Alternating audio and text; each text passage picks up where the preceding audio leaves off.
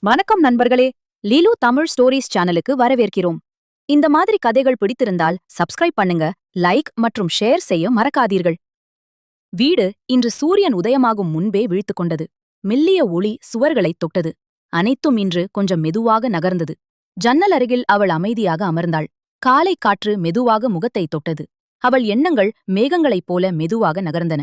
சமையலறையில் சிறிய சத்தங்கள் ஆரம்பித்தன. நீர் கொதிக்கும் சத்தம், பாத்திரங்கள் ஒலிக்கும் ஓசை.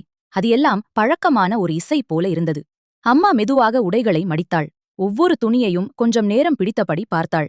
அந்த நேரம் அவள் கைகளில் நின்றது போல இருந்தது. முற்றத்தில் மண் வாசனை பரவியது. புதிய மலர்கள் கூடை ஒன்றில் அமைதியாக இருந்தன. அந்த நாள் புதியதாயிருந்தாலும் பழைய நினைவுகளை தந்தது. அவள் தன் நீண்ட முடியை மெதுவாக சீவினாள். கண்ணாடியில் அவள் அமைதியான முகம் தெரிந்தது. சொல்ல வேண்டியதெல்லாம் மௌனத்தில் இருந்தது. காலை உணவு எளிமையாக இருந்தது. வெப்பம் மேலே எழுந்து காற்றில் கலந்தது. யாரும் அவசரப்படவில்லை. கதவின் அருகில் ஒரு சிறிய பை இருந்தது.